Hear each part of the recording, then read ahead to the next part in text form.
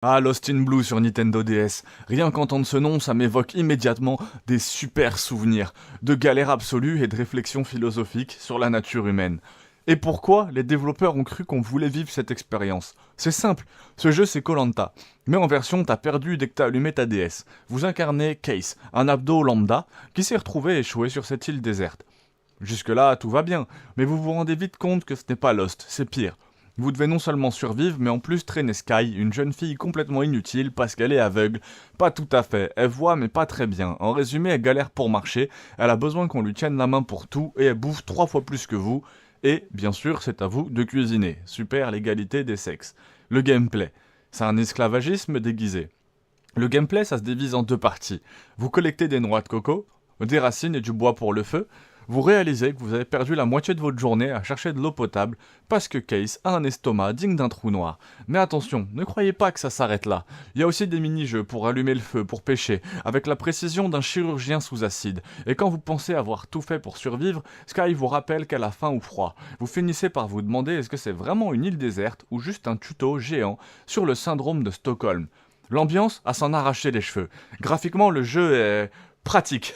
L'île ressemble à une carte mal imprimée, animation rigide, son des oiseaux qui piaillent en boucle qui finiront par vous donner envie de les chasser avec une pierre. Mais étrangement, on y revient. C'est peut-être l'idée de découvrir une nouvelle grotte ou une nouvelle recette magique qui vous fera économiser 2 heures de grind. Lost in Blue, c'est un peu le genre de jeu à l'ancienne, où tu souffres, mais où tu continues à jouer. Parce que t'as un espoir, sans doute irrationnel, que les choses vont s'arranger. Spoiler, ça s'arrange pas. Mais si vous aimez les défis hardcore, les relations toxiques et les simus de survie qui ne pardonnent rien, ce jeu est vraiment pour vous. Par contre, si vous voulez juste vous détendre, passez votre chemin. Parce que là, c'est Case qui détend tout le monde, sauf vous. Dans cette vidéo, on a plongé ensemble dans Lost in Blue. C'est un jeu culte de la Nintendo DS, vraiment de ma tendre enfance, où survivre n'a jamais été aussi frustrant et addictif.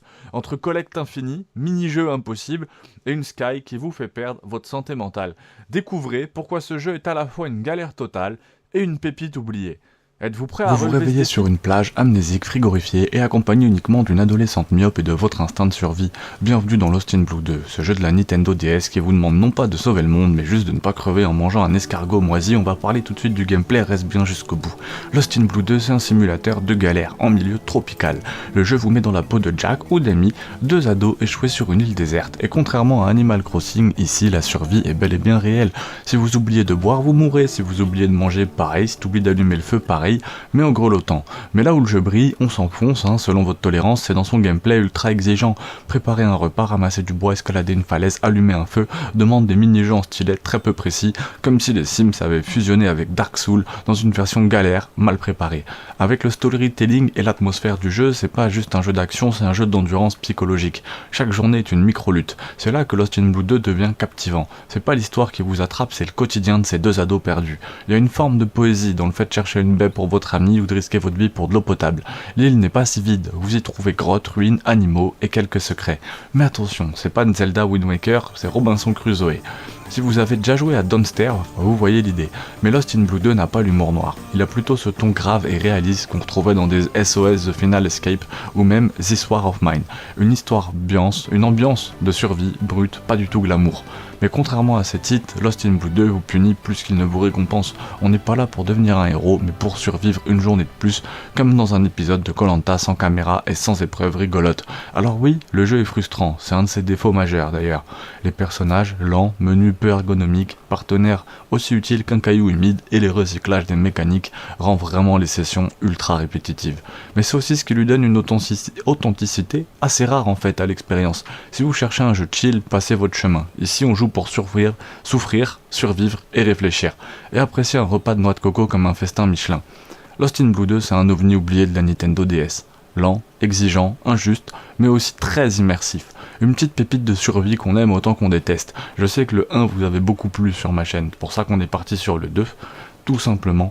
Et justement le 2, c'est pas un jeu pour tout le monde. Mais si vous aimez la sueur, la boue et les jeux qui vous humilient en silence, c'est une petite pépite de survie qu'on aime autant qu'on déteste. Franchement, ça mérite une petite session, même si c'est juste pour mourir, tête de soif. Ah bon top. Imagine que tu À très survis à un crash d'avion, tu n'as plus rien, pas de téléphone, pas de feu, pas même un pote à sacrifier. Tu te réveilles sur une île, seul, jusqu'à ce que tu croises un enfant, armé d'une fronde qui a peur de tout. Bienvenue dans Lost in Blue 3, le jeu où t'es pas en galère, t'es en enfer, mais c'est des pixels et c'est sur DS, n'hésite pas à aller voir les vidéos sur le 2 et le 1. Le contexte, c'est le troisième volet d'une trilogie oubliée. Lost in Blue 1, c'était le choc, de la survie réaliste sur DS. Lost in Blue 2, c'était la version avec un duo un peu plus attachant. Et Lost in Blue 3, tu te dis bon, c'est sûrement la version aboutie, avec amélioration, crafting de fou, monde ouvert. Et bah pas du tout, c'est un retour aux sources, avec plus de personnages, plus de dialogue et beaucoup moins de patience. Le gameplay, si tu veux couper du bois, et bah y a 30 étapes. Dans ce troisième opus, on incarne un ado échoué sur une île mystérieuse, accompagné par 2 autres survivants. Et ça devient rapidement un triangle amoureux mal fichu. Sauf qu'au lieu de flirter, tu dois chasser pour survivre, gérer des jauges de faim, de soif, d'énergie et de température, construire des abris, soigner des blessures et consoler des gens en crise existentielle. Le jeu te demande de survivre, mais avec un mini-jeu pour chaque action. Cueillir un fruit, écran tactile. Allumer un feu, écran tactile. Souffler sur les braises, t'as intérêt à avoir des poumons de triathlète DS. Ça aurait pu être génial, mais la réalité c'est que chaque action est assez répétitive et assez lente. Au bout de 3 heures, tu pries pour mourir, vraiment. L'histoire, t'es perdu, mais avec des dramas de collégiens.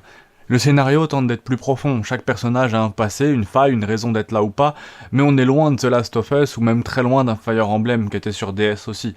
Le rythme haché, dialogue longuet, et parfois tu passes plus de temps à consoler un ado dépressif qu'à vraiment chasser pour survivre. Et c'est dommage, parce que l'île cache zones mystérieuses, ruines, événements scriptés qui flirtent avec le fantastique. Mais faut farmer des ressources pendant 4 heures pour pouvoir y accéder. En comparaison, c'est un Animal Crossing sous l'Exomile avec la gestion de Darkest Donjon.